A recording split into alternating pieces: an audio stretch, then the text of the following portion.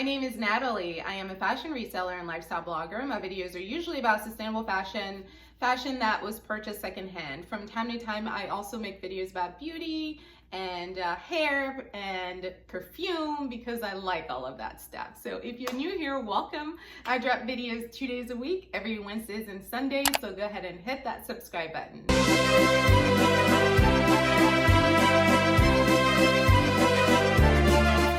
Something different, as you saw from the title. This is my lupus story. I wanted to open up to you guys about my lupus diagnosis and how I became to be a lupus warrior, survivor, however you want to call it, but somebody that's basically living with lupus every day. A lot of new subscribers onto my channel who have joined recently. Welcome. I appreciate you being here and thank you so much for watching my videos.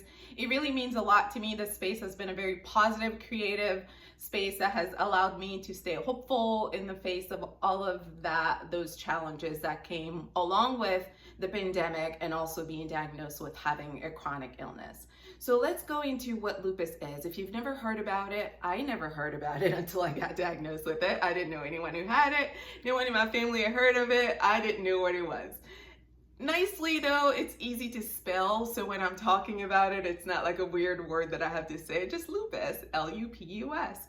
So what is lupus? Lupus is an autoimmune disease where something goes wrong in your body. No one quite knows what or why, but everyone agrees that it's hormone related.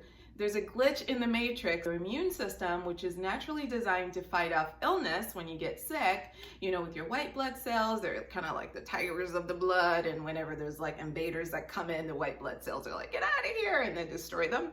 Yeah, so what happens with lupus is that when that glitch goes wrong, your immune system begins to attack healthy cells in your body and causes you to feel sick.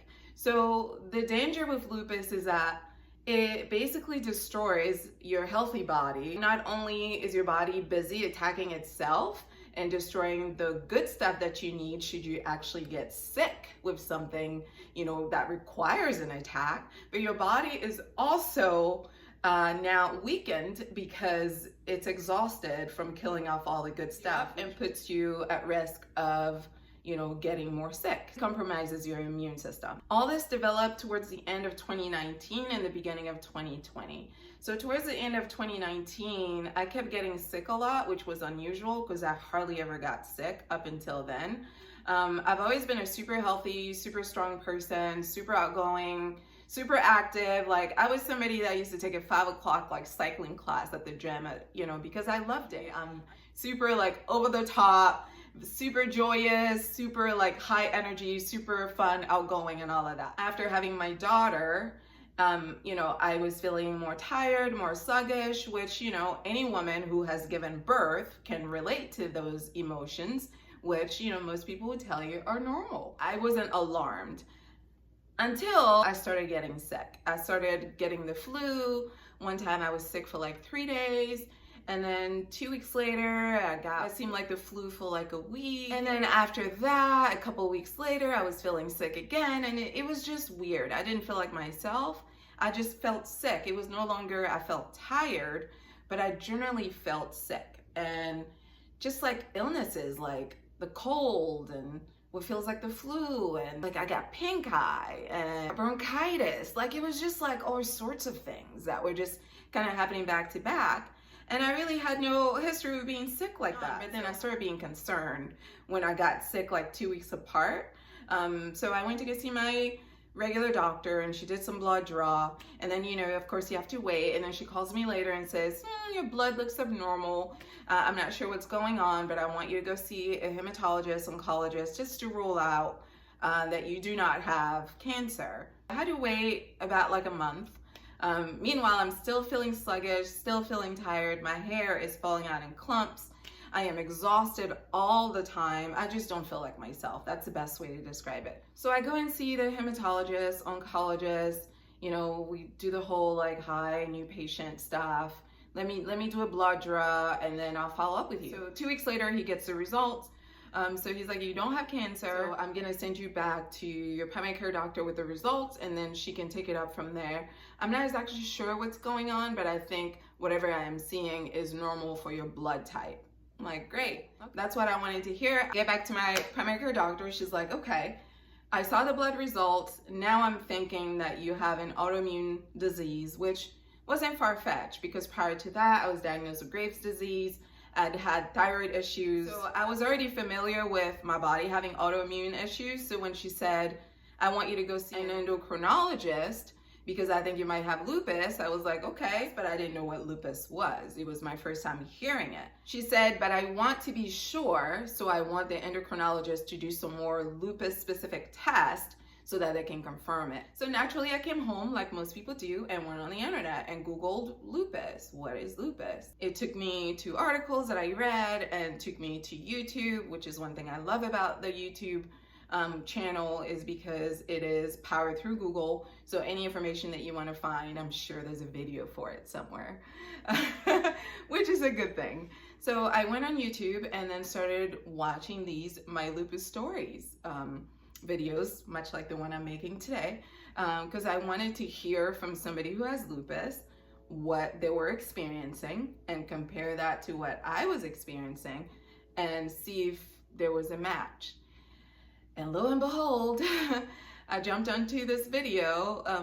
The first video, I was like, okay, this feels oddly familiar. By the time I got to my second My Lupus story, I already knew that I had lupus. That was before I went to go see the doctor because everything this person was describing was exactly what I was experiencing. And up until that moment, nothing made sense. So that was kind of a big shock. It was devastating because I knew it was autoimmune, I knew it was chronic, and I knew it was incurable. Like, who wants to hear that?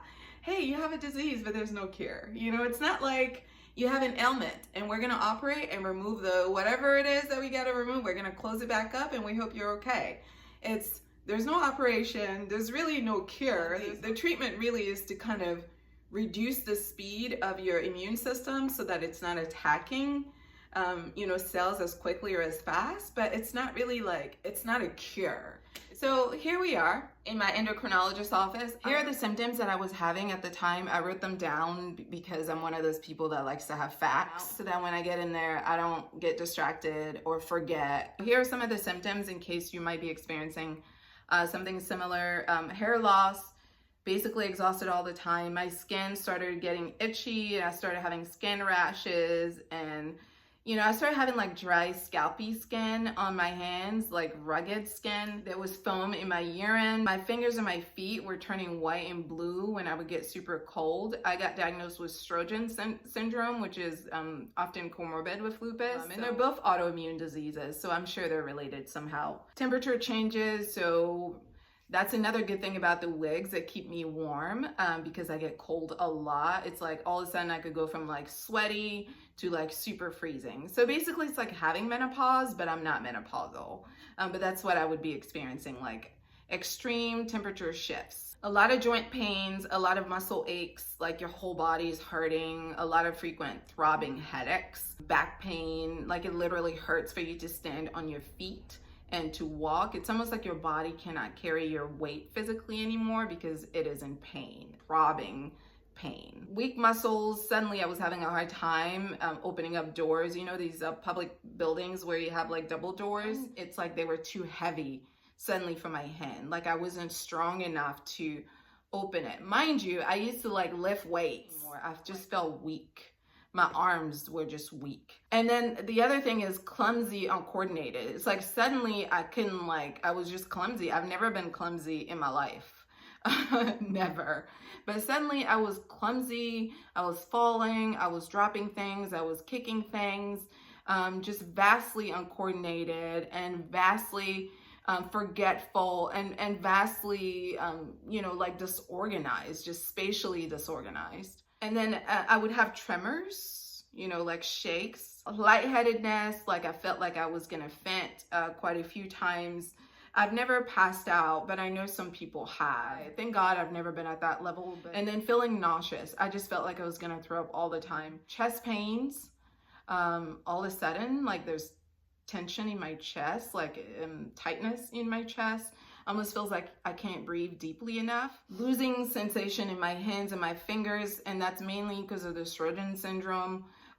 You know, I would basically like not be able to feel my toes and my fingers. They basically feel like icy cold and just very, very uncomfortable and oftentimes painful. So it's kind of like you have icicles in your fingers and your toes. So those were basically some of my common symptoms that I was dealing with every day. Out of nowhere, I started having all these symptoms at the same time, and you add to that super high fever and feeling completely lethargic and just sick.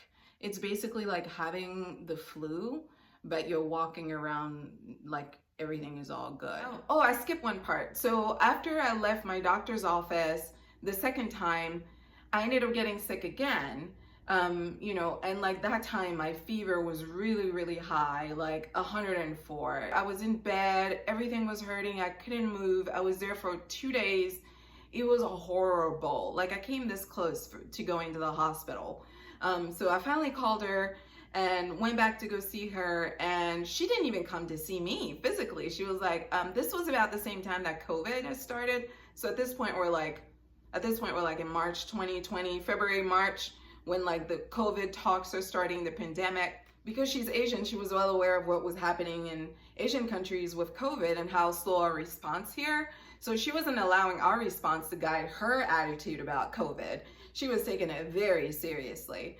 She didn't even like physically come to see me. She didn't want to be in the same room with me. She thought that I had COVID and basically put me on the 2-week like quarantine, because she was like, people were getting it. At this point, I don't know if it's lupus or if it's COVID, but I know this COVID thing is very real. And if you, at this point in your health, were to get COVID, I don't know that you would make it. So I'm not about to be in a situation where I allow you to be around other people and then something happens to you and you get gravely sick or you die, and I'm looking like, well, why didn't you assume she might have had COVID?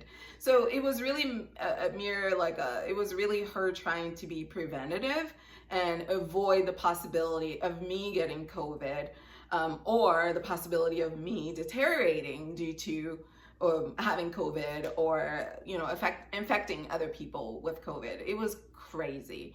At the time, all that was just insane. And I was not receptive to her implying that I might have COVID. Like I was legit offended that she didn't even like want to be near me. Like she legit she didn't even come into the room. Like she sent her nurse to come talk to me about these things. Like she's like, and then when I did see her briefly, she had a mask on. She's got 2 of them on her face, gloves, and it was crazy. It was crazy. But anyways, so I've already been quarantined for 2 weeks. I don't have COVID. I finally go see the endocrinologist. At this point, I'm already convinced I have lupus because of the research I've done. And he tells me, he does the whole blood draw and all of that. And he's like, okay, so I have everything that I need. I'm gonna run all these labs, and in 2 weeks, I'm gonna send you an email with your lab results. I'm like, okay, sure. So here I am at work on a typical Sunday, and my phone beeps, and I go, because I get an alert, a text alert that says, hey, you have a message from your doctor. So I go and open up the app to see his message, and it's like a 2-liner, like, according to the lab results, you do have lupus. You know, let's see you in this time, this date. So that was basically it. That's how I found out I had lupus.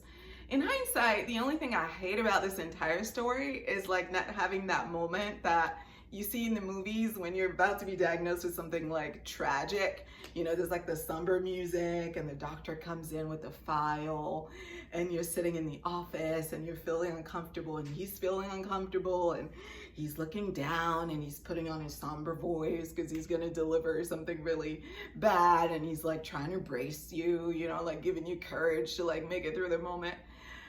I know it sounds dumb in light of everything I've just gone over, but that's literally the only thing that I wish I had. I'm like, dude, over an email? That's like, woo, that was brutal. Like, I knew I had the disease, but I would have liked a little bit of it's gonna be okay, you're not dying. You know, that would have been nice, but what do you know, it's like, but that's doctors for you. You know, legit sent me an email like, yep, you have lupus, see you at this date, you know. But I'm not like angry about it now. Now it's actually kind of funny. But at the time I was a little in disbelief. And I think not being able to have that moment with my doctor really did not help me grieve, because my denial was so thick. Even when my primary doctor put me on their 2-week isolation thing, I was so angry. But at the time, I just did not want to accept it. I didn't want to accept that this diagnosis meant something new. I didn't want to accept that I was a sick person. I didn't want to accept that I had a chronic illness. Even though I knew it, like my denial was so thick, like thick, like thick, like not open at all. Like we're gonna fight this tooth and nail until we can't fight anymore. I really struggled to accept my diagnosis because it's not pleasant. You know, who wants to be diagnosed with a chronic illness in their 30s? That is incurable. Most people don't want that, you know, and in some regards, I kind of wish it was something, you know, that I could do something about, you know. So for the longest time I resisted. I was very angry and very sad. Just going through the stages of grief, you know, and it wasn't linear. I would go from like sad to like, okay, this is all right, I can work with this, to, oh, I can't believe how that this is happening. Like, you know, the whole why me, like we all do that, you know, things happen and we're like, why me, woe is me, and all of that. But you know, I have grown since then. It's been almost a year, so I've had an opportunity to really like process my distress and my grief and my sadness and really my devastation, because up until then, I was a super healthy person. I ate healthy. I'm not saying I was perfect, but I cared about what went into my body. I exercised 6 days a week because I cared about being fit. You know, I did things that I thought, you know, were going to help me live a long and healthy life. So to be hit with this, especially coming right off of, you know, being done giving birth, being done breastfeeding for a year, and then dealing with a pandemic, and then a wonderful Trump who decided that the lupus medication was going to be what he pronounced without any science behind it as the cure for coronavirus. There was literally a stretch there during like, I'm like 3 months into being on meds with lupus. My body's adjusting. These meds are harsh. Like, it's no joke. It basically like destroys your body so that you're able to stay alive. So it's kind of like, yes, the lupus is attacking your cells, but the meds also like attack your body. You know, they're not like gentle meds that you just take and it's like, take it with a glass of water, like,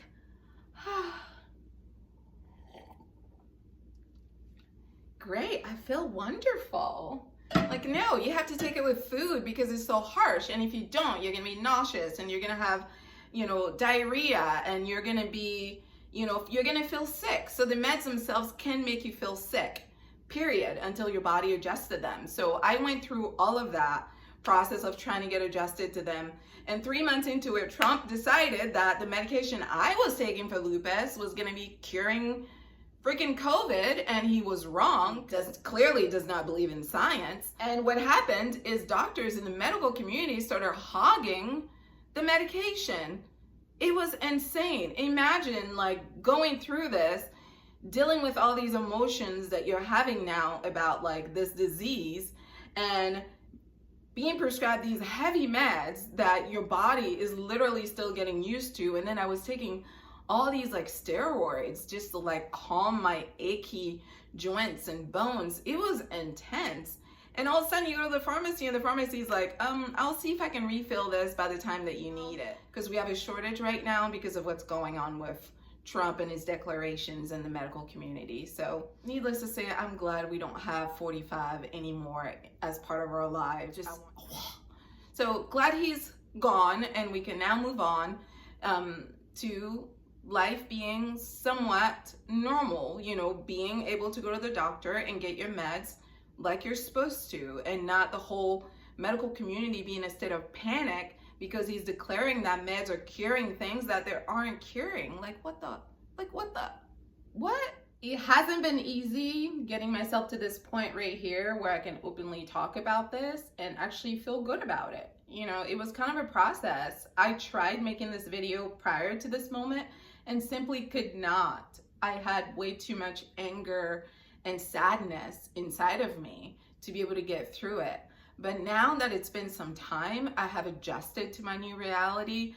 I know that lupus doesn't have to define the rest of my life. It is a part of my life, but it's not all of my life. You know, it's up to me to decide what kind of life I want to have. Some good things have come out of having lupus. I know it's hard to hear or it sounds a little odd, but it's true. I'm actually better treating my body than I used to be. I'm more flexible with life as well. You know, things don't always go the way that I want them to go, and that's okay. It doesn't mean that they go wrong. They just go different now. You know, I now have to have an open mind. I don't know what each day is gonna bring. And the truth is, that's just life. Nothing is guaranteed and nothing is promised. So thanks to lupus, now I'm actually able to slow down more, be more present, enjoy my life more, focus on the important things more. Every day when I wake up, I have a certain amount of energy for that day.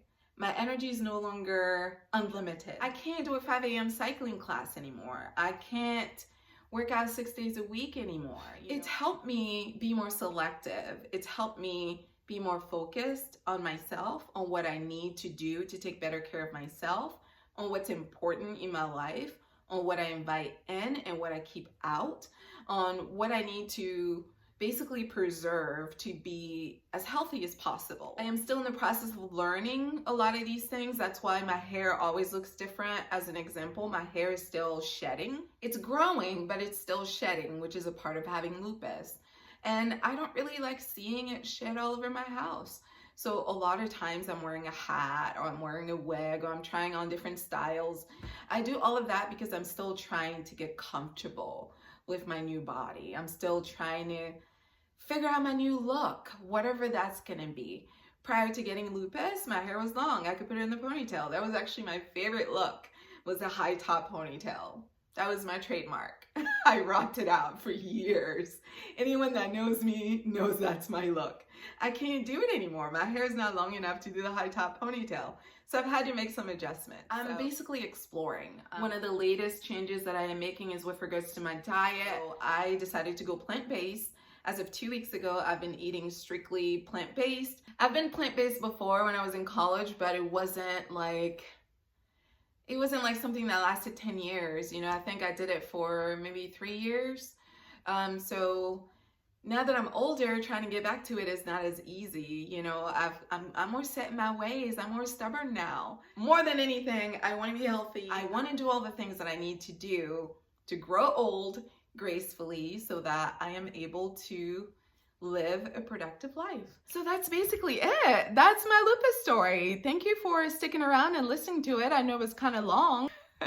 And thank you for joining me on this journey as I relearn how to take care of my body, how to take care of my hair, how to take care of my skin. I'm excited to see like how good I get at managing my lupus like 5-10 years from now. Like I'm looking forward to that. I'm excited to see how this disease continues to better my life. That is all that I have for today. I hope this video was helpful to someone out there that may have lupus. So if you're having any of these symptoms, go and get checked out. Talk to your doctor. You can follow me on Instagram if you're interested in sustainable fashion at Style_25. If you want to purchase any of my fashion items, you can do so on Poshmark, eBay, Mercari, Depop, and Vestiaire Collective. Everything is at Style_25. And if you like this video, give it the thumbs up. And don't forget to subscribe for videos every Wednesdays and Sundays. You take care. Au revoir.